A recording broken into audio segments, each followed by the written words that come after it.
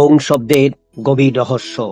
আপনি কি জানেন, ওং শব্দটি শুধু একটি ধ্বনি নয়, এটি পুরো ব্রহ্মাণ্ডের স্পন্দন। এটি সংস্কৃত ভাষার সবচেয়ে শক্তিশালী শব্দ। তিনটি অক্ষর বা ধ্বনি নিয়ে গঠিত। অ অর্থাৎ সৃষ্টি, উ অর্থাৎ স্থিতি এবং ম অর্থাৎ লয় বা বিনাশ। অ উ ম, এই তিন অক্ষরে আছে তিন দেবতা: ব্রহ্মা, বিষ্ণু, মহেশ্বর। তিন কাল: বর্তমান, ভূত, ভবিষ্যৎ। তিন লোক: ভূলোক, দুর্লোক, অন্তরিক্ষ লোক। তিন ধাম: বৈকুণ্ঠ ধাম, গোলক ধাম, দেবী ধাম। তিন গুণ: সত্য, তম, রজ। তিন অবস্থা: স্থূল, সূক্ষ্ম, অতি সূক্ষ্ম। ওং শব্দটি সংস্কৃত অব ধাতু থেকে উৎপন্ন, যা একাধারে 19টি ভিন্ন ভিন্ন অর্থে প্রযোজ্য। এই ব্যুৎপত্তি অনুযায়ী ওঙ্কার এমন এক শক্তি যা সর্বজ্ঞ, সমগ্র ব্রহ্মাণ্ডের শাসনকর্তা, সমস্ত অমঙ্গল থেকে রক্ষাকর্তা, ভক্ত বাঞ্ছাপূর্ণকারী, অজ্ঞাননাশক এবং জ্ঞান প্রদাতা।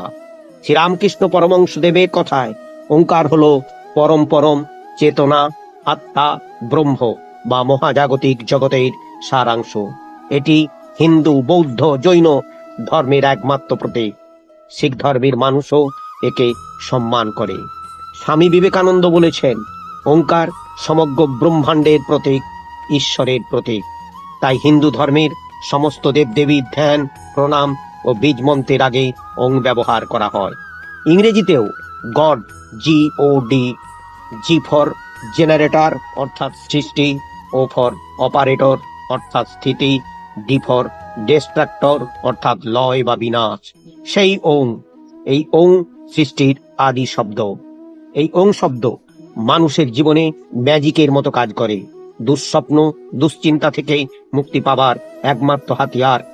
ওং উচ্চারণ করলে শারীরিক ও মানসিক শক্তির বিকাশ ঘটে, অলসতা দূর হয়, শ্বাসকার্য ঠিকভাবে চলতে সাহায্য করে, রক্ত প্রবাহ নিয়ন্ত্রণ হয়। ওং উচ্চারণ নেতিবাচক শক্তি দূর করে ইতিবাচক শক্তির জন্ম দেয়। তাই বিজ্ঞানও বলে, ওং শব্দের কম্পন মানুষের মনকে শান্ত করে, মনোযোগ বাড়ায়, এমনকি ডিএনএতেও প্রভাব ফেলে। তাই হিন্দু, বৌদ্ধ, জৈন যে ধর্মেরই মানুষ হন না কেন, প্রতিদিন নিয়ম করে 28 বার, পারলে 108 বার ওং উচ্চারণ করুন, জীবন বদলে যাবে। ভিডিওটি ভালো লাগলে প্রোগ্রেসিভ কালচার চ্যানেলটিকে লাইক, শেয়ার করুন।